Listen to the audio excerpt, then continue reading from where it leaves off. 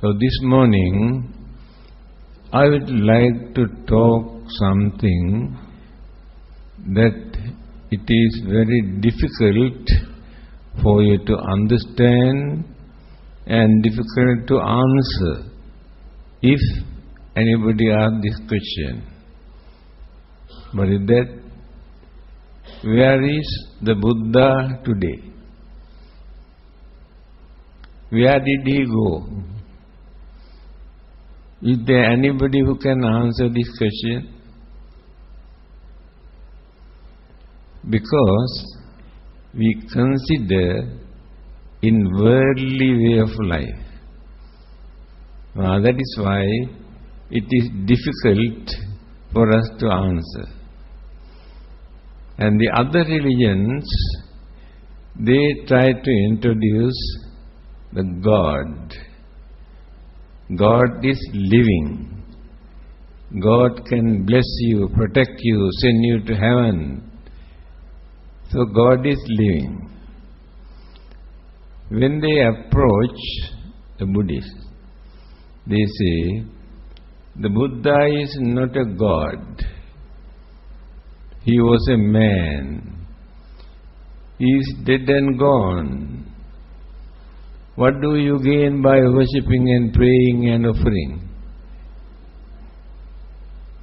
Also, Buddhists do not know how to answer this question. This concept of God actually created by the human mind. One professor in America, he has written, first, man created the God. Later, they started to tell God creates the man. What is the meaning of this? Scientists say it has taken millions of years for us to develop our mind, our understanding. So, when our mind is developing and developing and developing, we came to know there are some sort of energies that we cannot understand. Then they had to think there must be a person to create, to maintain these energies. That is how they have personified or introduced as a figure all these energies. So it is a concept created by the human mind. It is important for our human mind because we have no confidence. Always we have fear, worries, suspicion, insecurity. Therefore we need somebody to depend on. Therefore people are very keen to believe in God, to depend on them for their protection, for their salvation. From the Buddhist point of view, when we analyze, the Buddha never introduced him as a son of God or messenger of God, but as an enlightened person. Buddha was not an incarnation of another Buddha. According to Hinduism, all those who appeared are the incarnations of the same God. Buddha is not created by another Buddha. So Buddha is not the reincarnation of another Buddha. Individual person, by working such a long period, life after life, life after life, by developing, cultivating all the great qualities, virtues, paramitas, perfection, when he developed up to the maximum level, he gained enlightenment. Then people ask, how do we gain enlightenment?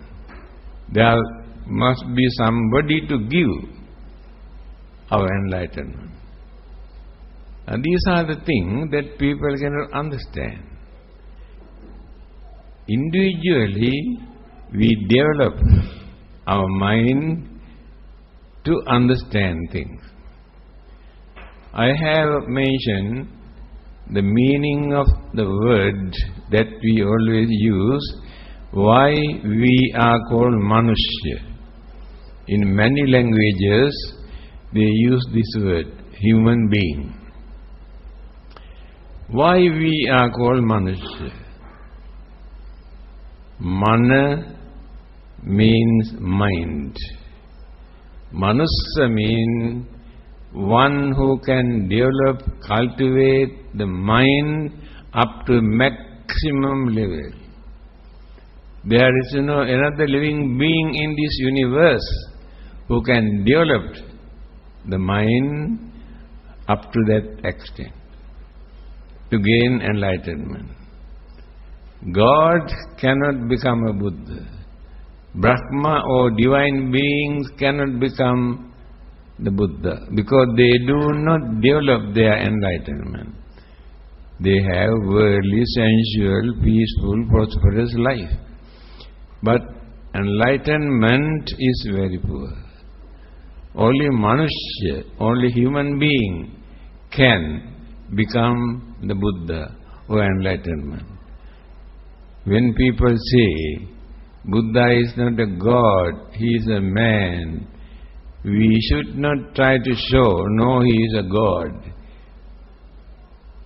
Real validity of the enlightenment we reduce if we try to introduce the Buddha as a god. Again, those who talk about God,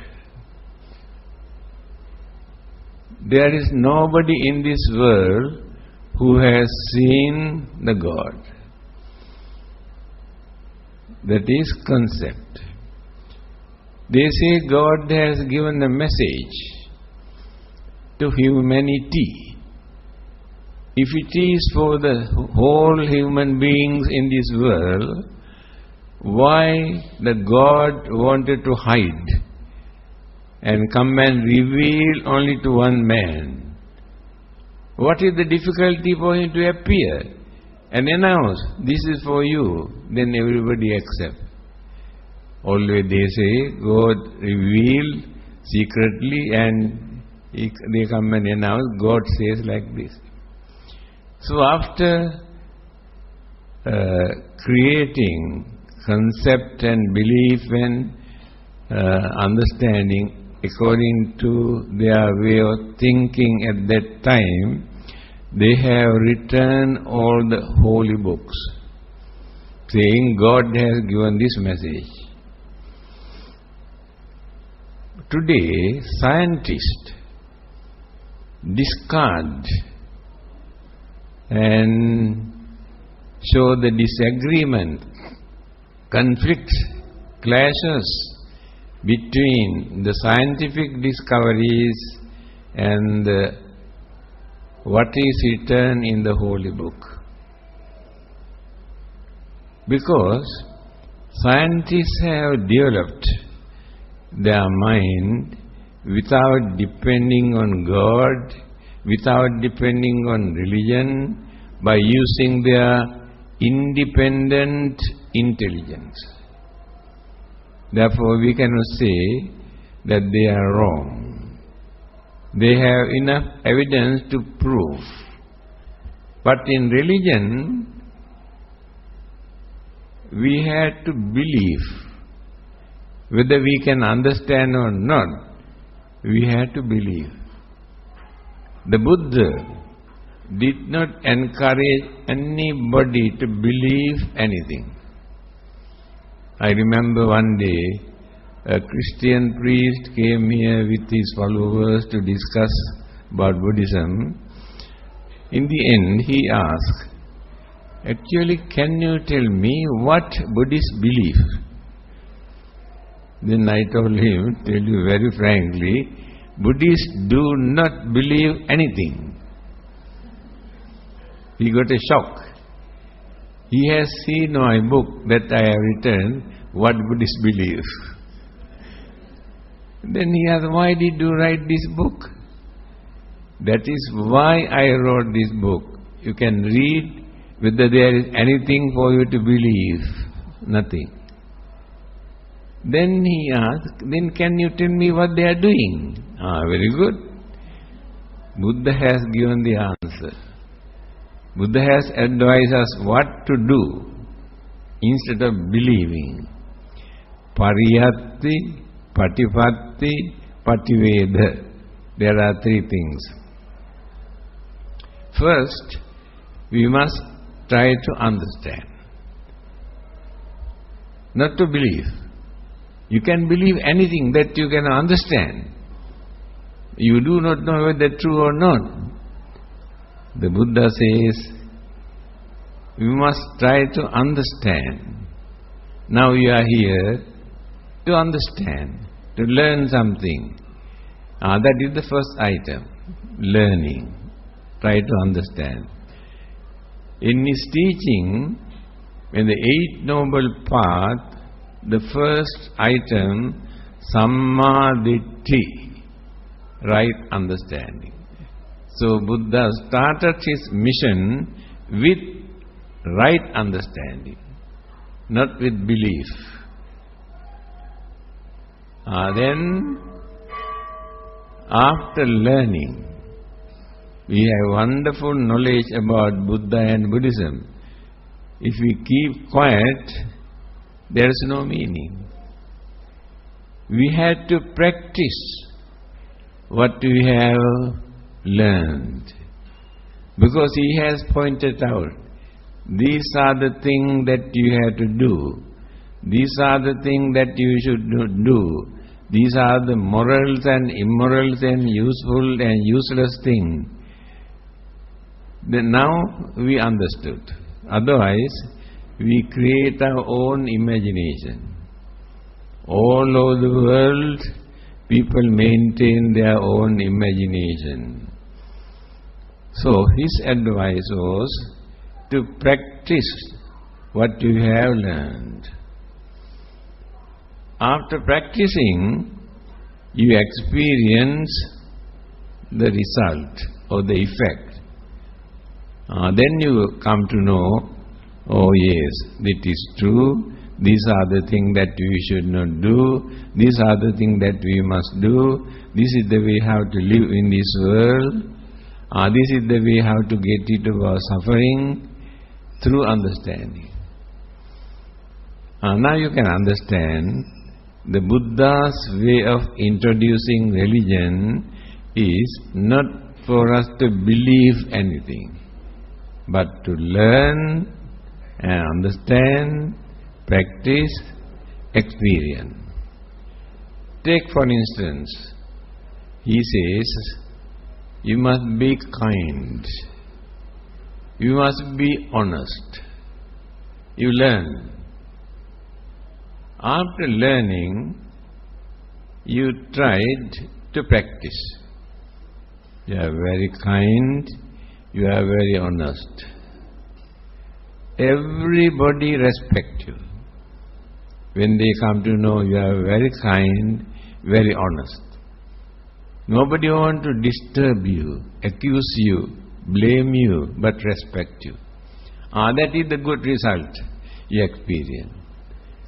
On the other hand, the Buddha says, according to your own experience, you can understand why these things are wrong, why these things are right.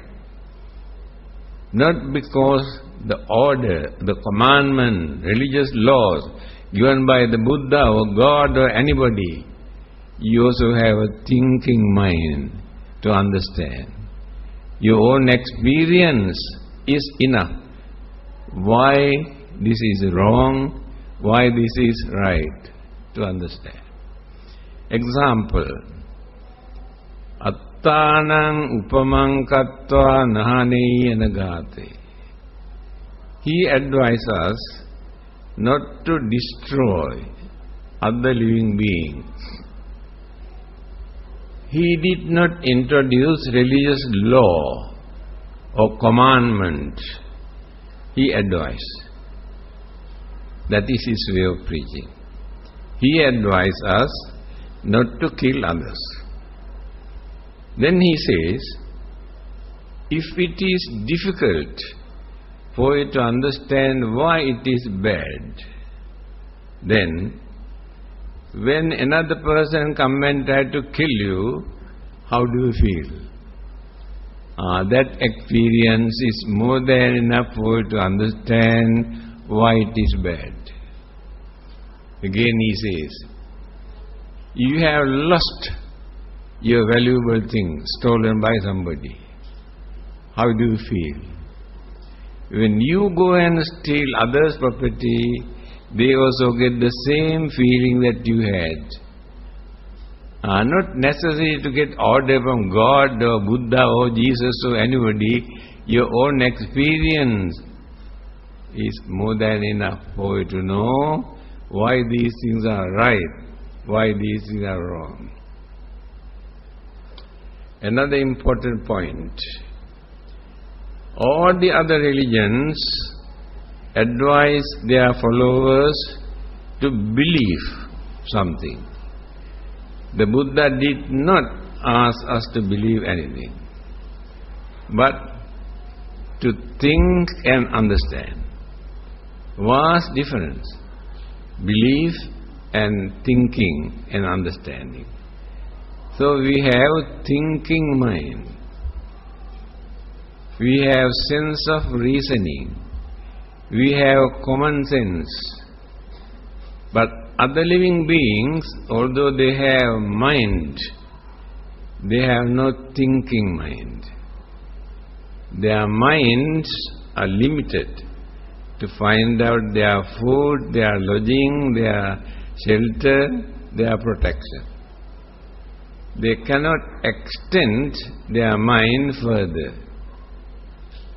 But human beings have a mind to think and understand up to the maximum level. Now we can understand up to what extent the scientists have gone in searching many things which we never heard.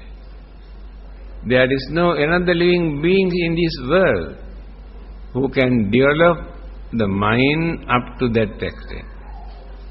That is why only human beings can become a Buddha.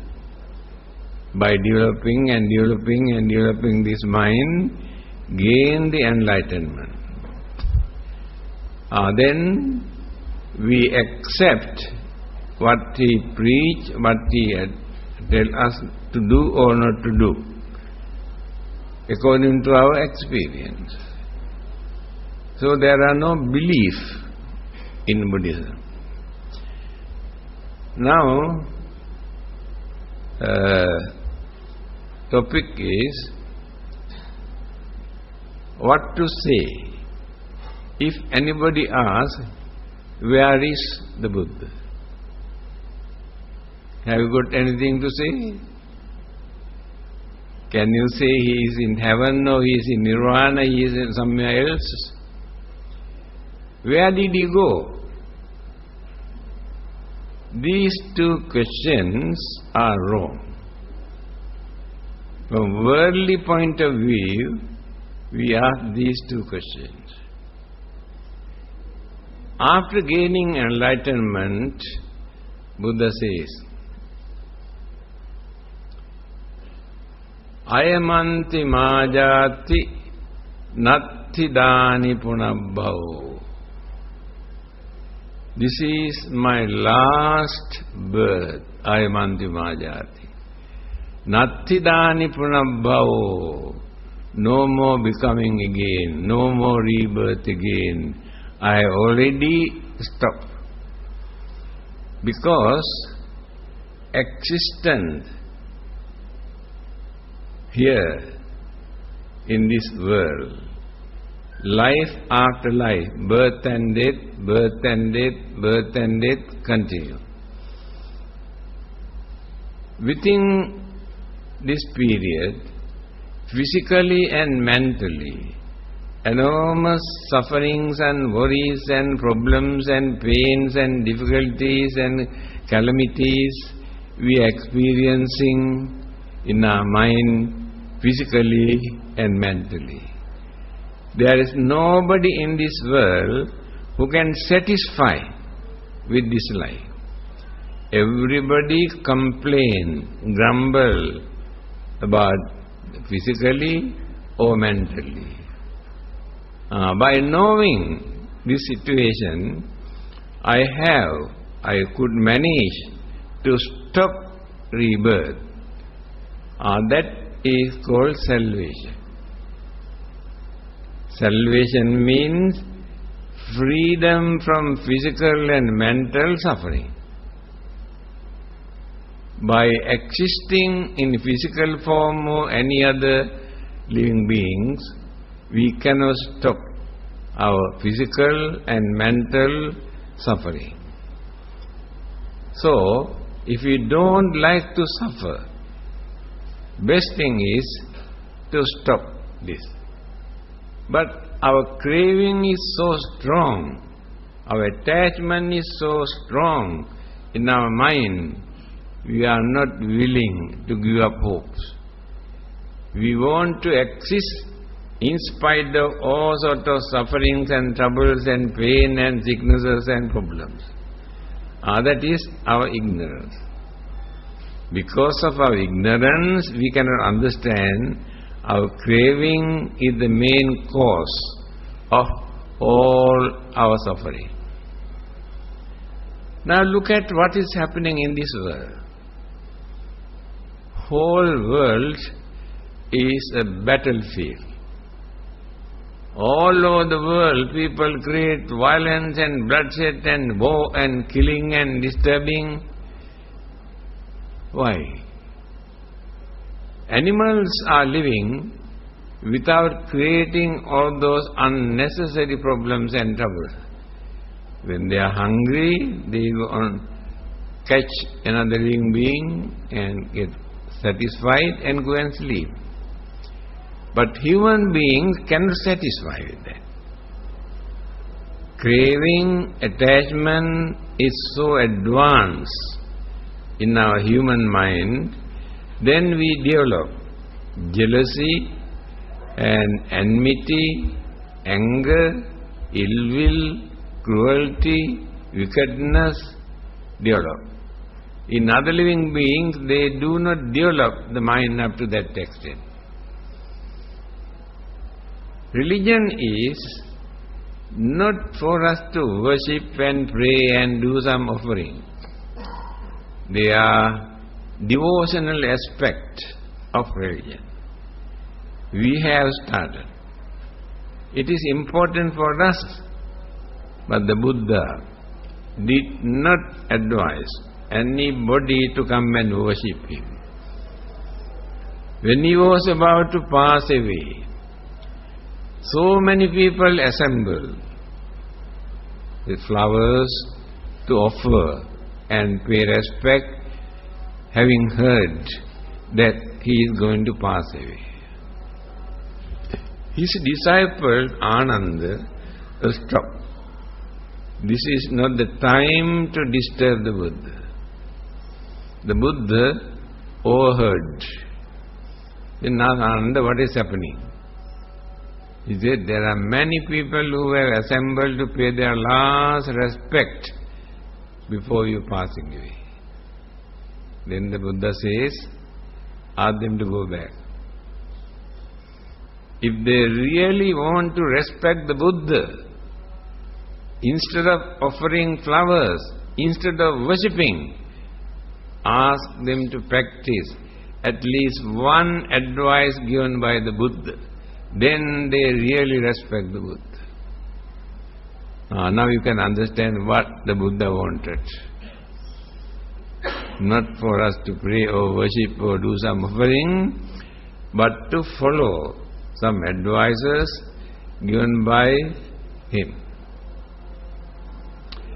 Again, one of the disciples called Bakkula, the monk, every day he come and sit down in front of the Buddha and watch. One day, the Buddha asked, Bakkula, what are you doing here? Then he said, when I look at your physical body, it gives me a lot of happiness. I really experience wonderful happiness. Then the Buddha says, Kinte vakkali imina putikaya duggandena sarire. Vakkali, by watching this dirty, filthy, impermanent physical body, what do you gain? You entertain your emotion. You never gain knowledge, understanding, but entertain your emotion. You cannot see the real Buddha through the physical body. Buddha is not the physical body. Then he said, Yo dhammang passati, so mang passati. One who understood the Dhamma taught by the Buddha, through this Dharma, he can see the real Buddha. Real Buddha appears in the mind when we understood what the Buddha taught. Here you can understand. Buddha was not particular about the physical body. When you study history of India, for nearly 500 years, they never had any Buddha image in India. Because Buddha did not encourage anybody to create, erect images. During the Greek occupation, they are the ones who have introduced images, symbols and all sorts of things. Now spreading all over the world, different forms of figures as Buddha. Belly Buddha, laughing Buddha. This is our imagination. So, image is not the important thing. Now, Muslims and some others condemn us as idol worshippers. I used to go to Islamic University and I told them, you condemn us saying we are idol worshippers. Actually, Buddhists are not idol worshippers. They do not worship idols. That is a very good parable. 200 years after the Buddha, there was a well-known monk called Upagutta. He is a very popular. When he give talk, thousands of people assemble. You know Mara. In every religion, there is a very strong opponent. Christianity and Islam, Satan. Hinduism, Asura. Buddhism, Mara. Disturbed. So Mara was watching. He was very unhappy because more and more people become religious. What he did, he started to perform very attractive entertainment, dancing, singing, merrymaking in front of the temple. Then the devotee slowly turned toward the other side. There was nobody to come and listen to his talk. Then Upagutta thought. No doubt he disturbed the Buddha, but the Buddha did not teach him a good lesson. I must teach him a good lesson. He also went there. When the performance was finished, he said, yes, we really appreciate your performance.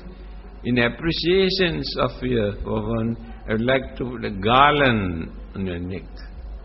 Oh, he was very proud. He put a garland. Then he noticed this garland is tightening like pythons in his neck. He tried to pull it out, cannot take it back. Then he went to the Sakra, the king of the god, asked him to help him. He also tried and tried. He said, I'm sorry, I cannot do that. Then he went to Brahma, the creator god at that time, asked him to remove this one. He also tried, could not take it. Then he told him, the one who put this garland is the only one who can take it out. Another one cannot. Then he had to come back. Come back and ask, Venerable Upagutta, please take out this garland from my neck, I am going to die. Then Upagutta said, all right. Under two conditions. First thing, you must promise in future you are not going to disturb any religious services. Mara said, yes. Second thing, you have seen the Buddha, because there were many occasions he disturbed the Buddha. You got the supernatural power to transform the physical body and represent as the Buddha. If you promise that you appear as the real Buddha figure, then I will take it out. He said, yes, I can do that. Then he took out. Then Mara said, when I appeared as the Buddha, you should not worship me, because I am not a holy man. Then the Venerable Upagutta said, no, I am not going to worship you. Then he appeared as real Buddha. Then he paid respect. Then Mara shouted, you promise that you are not going to worship me. Then Upagutta said, I did not worship you, I worship the Buddha. This is a very good example for you to tell others. When you keep a Buddha image, pay homage, pay respect, take for meditation, but you are not worshipping the idols. You invite the Buddha into your mind through this symbol. It is a symbol and very attractive. During the Second World War, Burmese in Burma, general in army, found a very beautiful Buddha image. He was not a Buddhist. He sent this to England, to Winston Churchill, the Prime Minister of England at that time, with a note. Please keep this image on your table. Every time, whenever you have some worries and troubles and problems, look at his face. You can forget your worries. They were not Buddhists. Again, Anatole France, French scholar. First time he has seen the Buddha image, in museum, when he has seen, if God has come down from heaven and walked on this earth, he is none other than this. Appeal to his mind, his figure. Mr. Nehru, the former Prime Minister of India, he was not a Buddhist. He was arrested by the British government for fighting for independence. When he was in the jail, he had a small Buddha image in his pocket. He keep the Buddha image on the table and watch. In spite of all these troubles, problems, difficulties, the Buddha could manage to maintain smiling face. You cannot see sour face of the Buddha. Why not we follow him?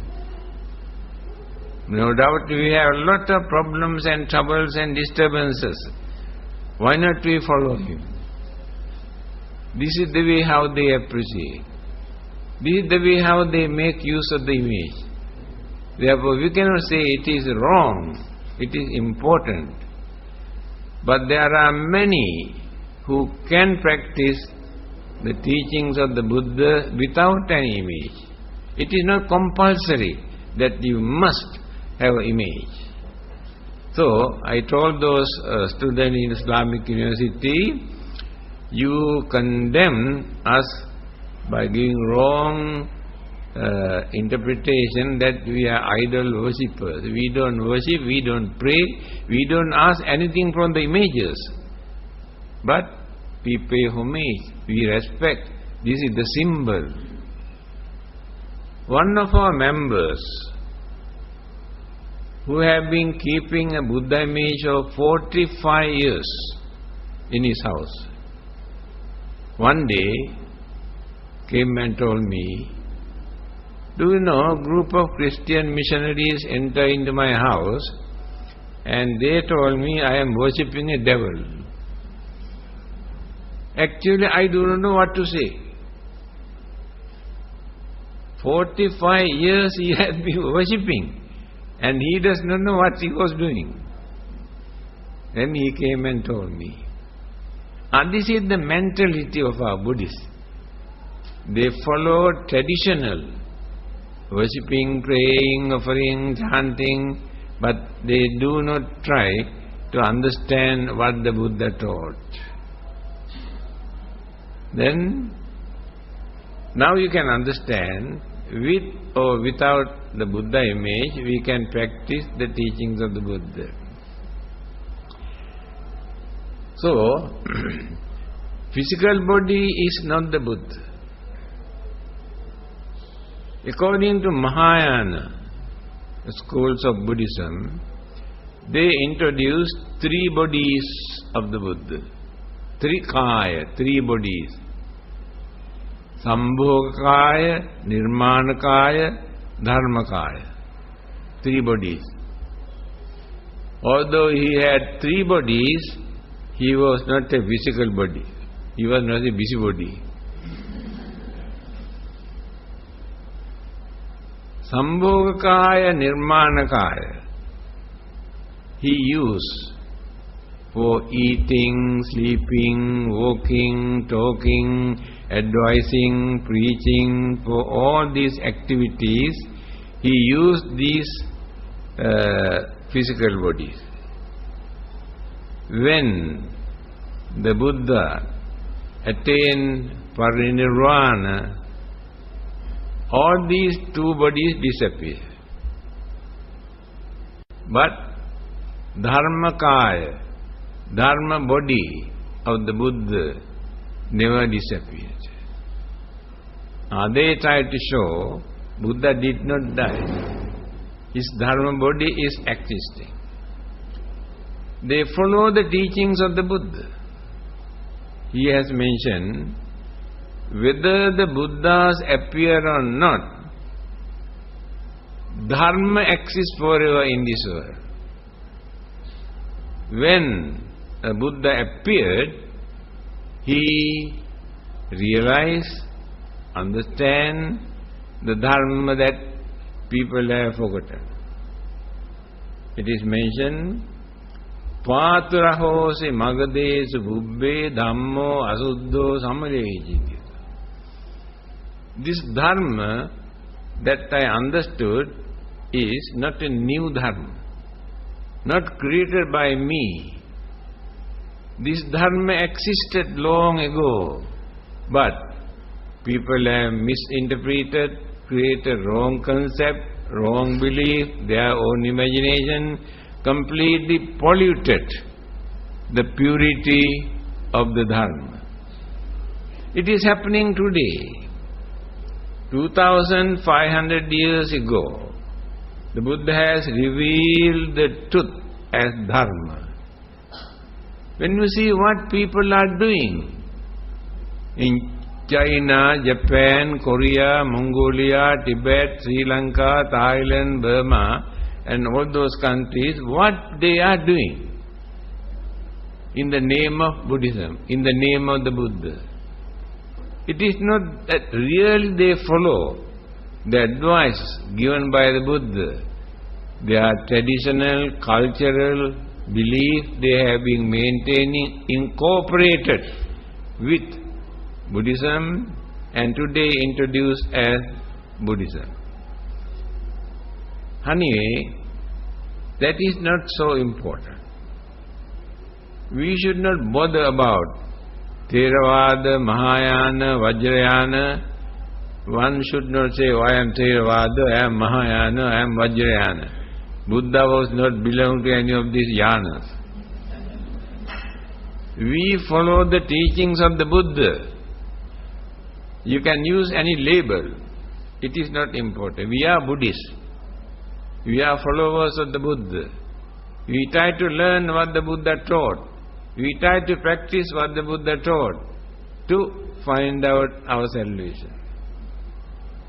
Then people ask, actually where he is?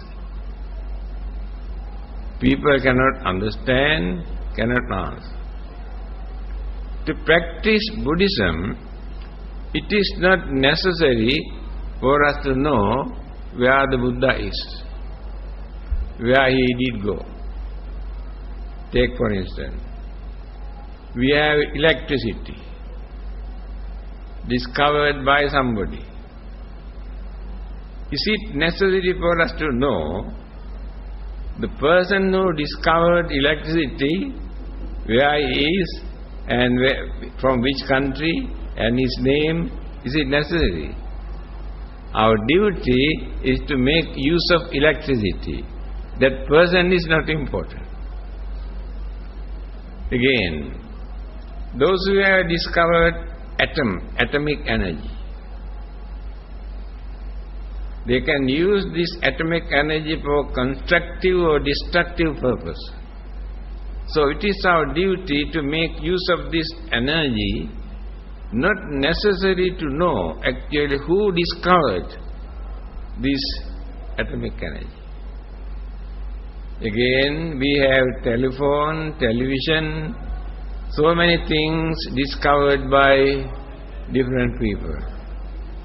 Not necessary for us to know the names and the detail, where they are, what happened to them, but our duty is to use these things. Again, one who discovered gravity.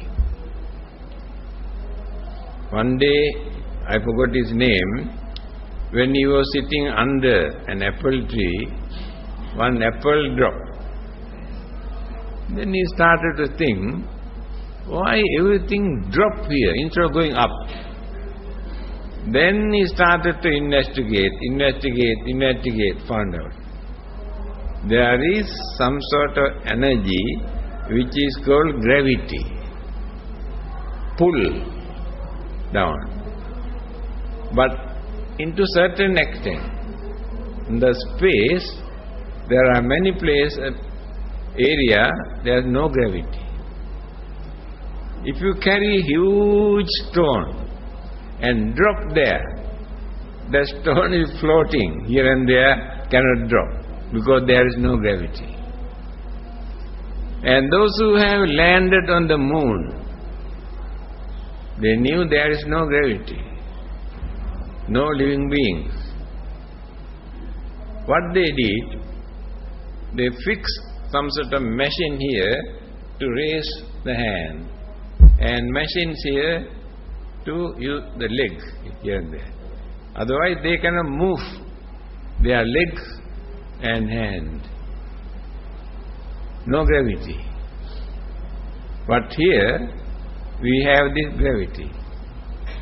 And we know, when you climbed, be careful not to drop, otherwise we may die. So we learn something. Is it necessary for us to know the name of this person and who discovered this, when he discovered this gravity? Here, more than enough for you to understand. Without asking where the Buddha is, where he did go, we can, if the Dharma is available, what he taught, that is enough for us. No need to depend on Buddha. Buddha never promised to send you to heaven or nirvana. Buddha says, Tummehi kiccang atappang akkataro tathagata. The Buddha can tell you what to do and what not to do. That is the only thing Buddha can do. He cannot do anything for you. Others say God can wash away the sins committed by people. Buddha never said sins created by one person, another person can wash away. Buddha or God or anybody. When a person is going to die, he has done lot of criminal, wicked, cruel, dangerous, harmful thing. But when he is going to die, he say, I believe in God, please take away my sins. Then the God run away and wash away the sin and send him to heaven. People believe this. Take for instance, and you are very hot-tempered. You know it is wrong, but you do not know how to get rid of this. Then you go to God and pray and ask, please take away my cruelty from my mind. Do you think God can do that? If not, you come to the Buddha and worship and ask the Buddha, please take away my anger from my mind. Nobody. No one can do that, but you can do that. How? Through understanding. This anger is dangerous, can create lot of troubles and problems and difficulties among ourselves and harm and disturb others. Why not I try to reduce and reduce and reduce? By using your strong determination, you can reduce it. God cannot, the Buddha cannot reduce this. So, washing away the sins committed by us, the Buddha cannot do that. God cannot do that. Please remember. But we can do that. How? Tummehi punyang ekech buddhang saranang gatate nate gamissanti appaya. In one of the sutras, he says, when a person is going to die, although he has committed lot of bad things, if he can invite the Buddha into his mind Buddhang saranang gacchami. If he died while holding this in his mind, next existence never take place in a bad state. Because last thought moment was the Buddha in his mind. For a certain period he can spend there, but not forever. But he can wash away the sins committed by him. Again the Buddha says, Yassa papang katang kammang kusalena piti. Is a very good advice. If anyone has committed bad deeds, bad karma, by praying to God or Buddha, they cannot get rid of the bad thing, evil deed, bad karma. But you can do that. How? When you come to know that I have committed lot of bad deeds, wicked, cruel things, I stop. In future, I am not going to commit this kind of bad thing. Then create strong determination in your mind. From today onward, I create more and more kusala karma. Kusalena pitiyati. So when you develop your kusala karma, the effect of the bad karma that you have committed earlier can overcome. Before those effects come, the effect of the good deeds come to us. Take for instance, Angulimala, murderer, who killed nearly 1,000 human beings. The Buddha, when he come to know, he went to Syria. He wanted to kill the Buddha because he has completed 999. His vow was to kill 1,000.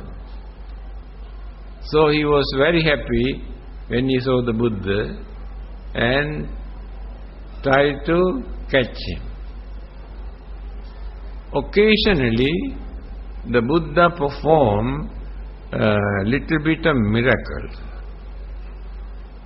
By knowing it is difficult to control this man, what the Buddha did, he walked in normal way and allow him to run nearly 4 miles. He cannot come nearer the Buddha. Then he said, stop. Then the Buddha knew the time for me to talk to him. Buddha said, I have already stopped. You are the one who runs. Then he said, how can you say you have stopped? I saw you were walking.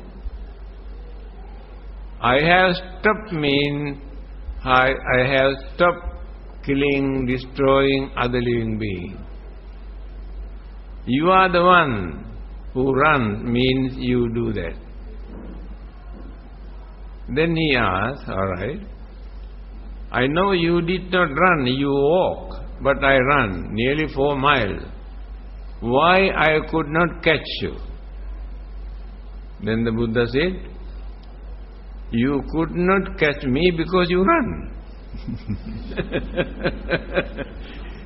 You stop your running, then you can catch me.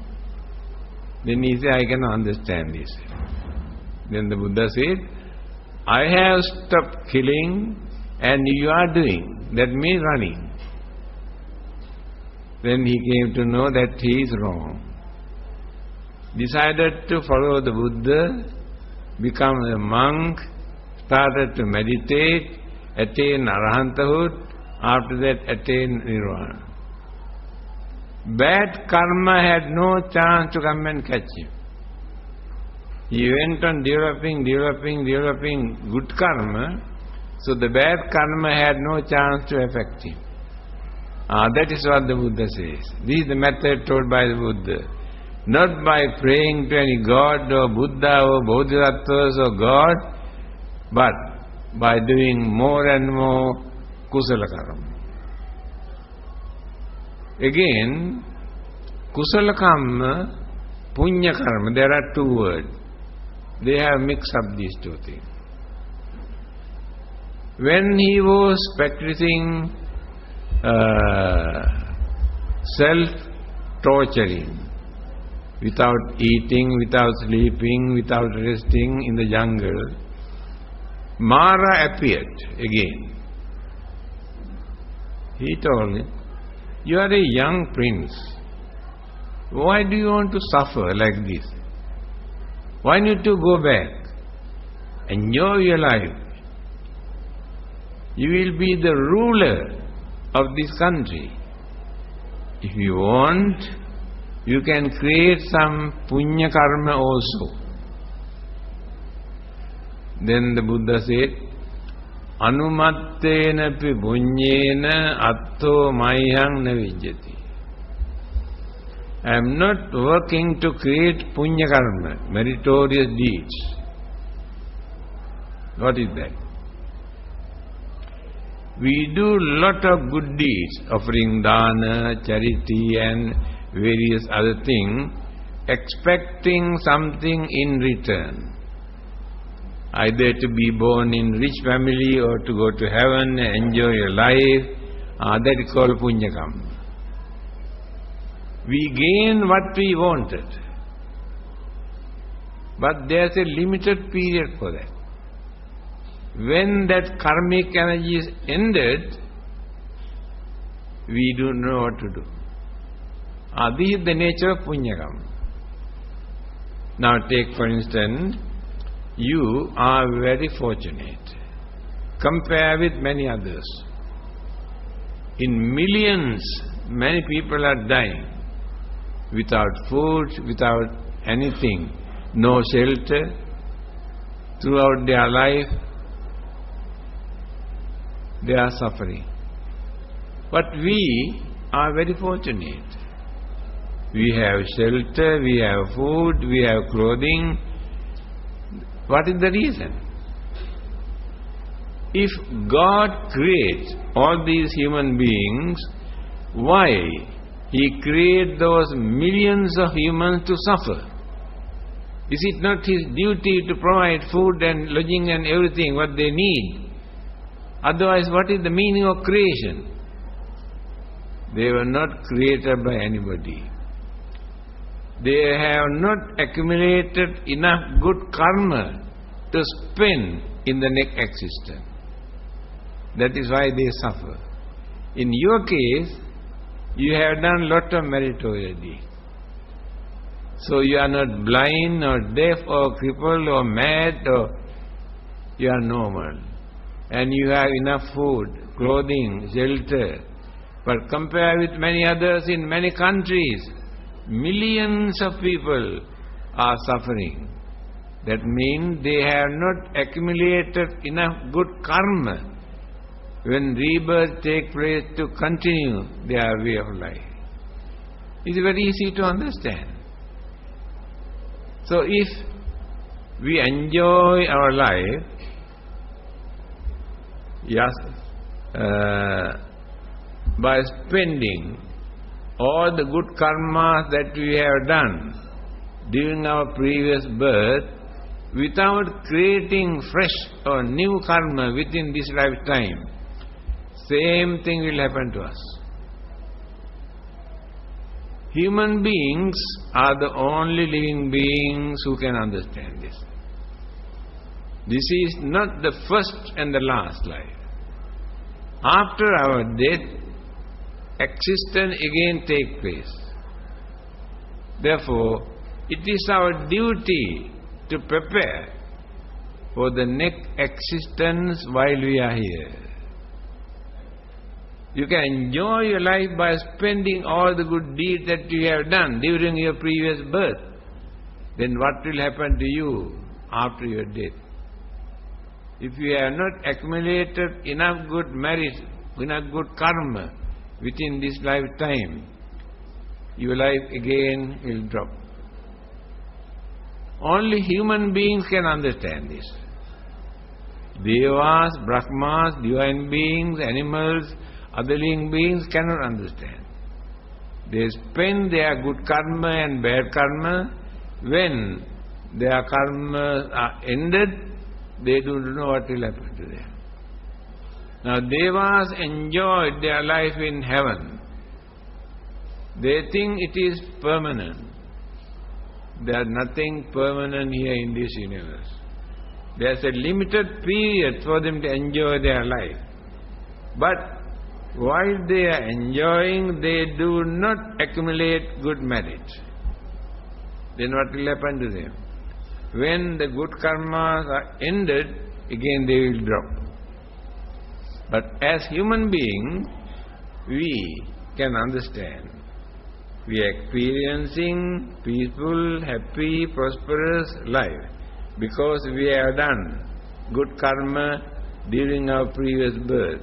Therefore, it is our duty to prepare for the next existence while we are living here by doing some meritorious deed.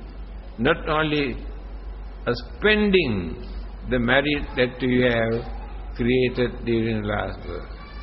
Please remember. More than an hour. But there are many things for you to think, to understand. Yes, this is question answer sessions now. Any questions to ask Chief Reverend?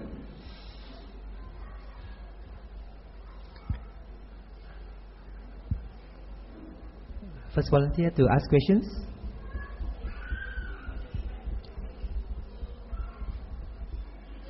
Any questions? Recently we had interreligious gathering. A lot of educated people were there. Somebody asked, what is the difference between Jesus and the Buddha? Then I thought, if I am going to explain item by item, there is no end. I told them, the Buddha was not a Buddhist. Jesus was not a Christian. They were religious teachers. These names given by us, they were religious teachers. Our discriminations depend on our religious labels, not on religious principle. Take for instance, Islam preach 5 pillars: belief in God, fasting, and praying, charity, pilgrimage. These 5 things must be completed by every Muslim. Let us take Buddhism. Buddhism teaches not to kill, not to steal, not to commit adultery or sexual misconduct, or not to tell lies, not to take intoxicating drinks and drugs. Is there anybody in this world who can say there is something wrong in Buddhism? Christianity, there are 10 commandments. When you study, there is nothing for us to tell that they are wrong. Again, Hinduism. In Hinduism, they have Brahmacharya, Ahimsa, non-violence. 3 basic principles. Brahmacharya, noble way of life. Ahimsa, non-violence. And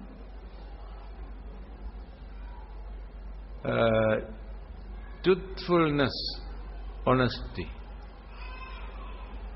Is there anyone who can say they are wrong? They are the basic religious principles. So if we practice these religious principles, There is no controversy, there is no jealousy, not necessary to convert. In my booklet, Buddhist attitude toward other religions, I have written there. Instead of converting others into Buddhism, we can encourage them to practice their own religion. But others cannot say. They say we are sinners. They say we go to hell. Because these religious labels. But when you consider the basic principles, we can agree. No reason to discriminate or show our hostility, discrimination. Many people never realize. Superiority, inferiority complex, they maintain because of label. Buddhism, Christianity, Islam, Hinduism. Take out this label. Take only religion. In our religion, these are the principles. In our religion, these are the principles. Not necessary to have a label. They are fighting to convert, bring others in to give new label. It's called conversion. Please remember this. Not necessity. Okay.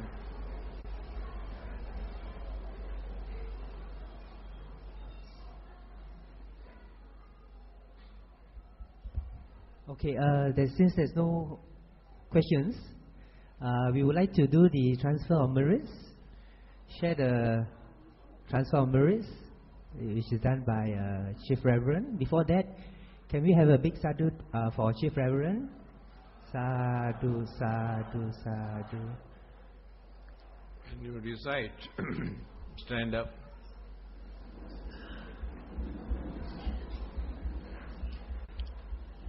Himina punya kammena upajjaya gunottara acari upakaraca mata pita piya mamang Suriyo Chandi Maharaja Gunavanta Narapiche Brahma Maharaja Indacha Lokapalacha Devata Yamo Mitta Manusacha Majjata Verikapiche Sabbe satta sukhiyantu punyani pakatani me sukhanca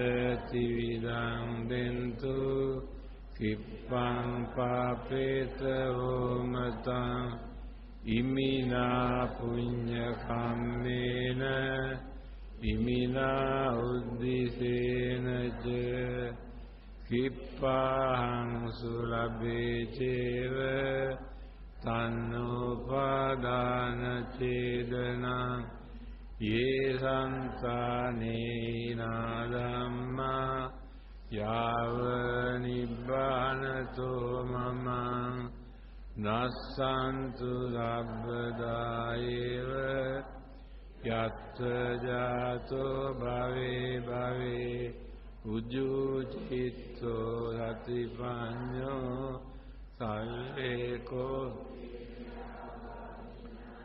mara labhantu no kasang katunca viryesuve buddha dipavaro nato dhammo nato aruttamo Nato paccekaram buddho sangho nato taro mama tesottamanubhavena maroga sangabanduma.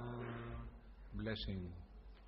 Bhavatu sabbha mangalam rakhantu sabbha devata sabbha buddhanubhavena sada suttivantu te Bhavatu sabba mangalam rakhantu sabba devata sabba dhammanubhavena dādhattivantu te Bhavatu sabba mangalam rakhantu sabba devata sabba sanghanubhavena sada sutti bhantu te.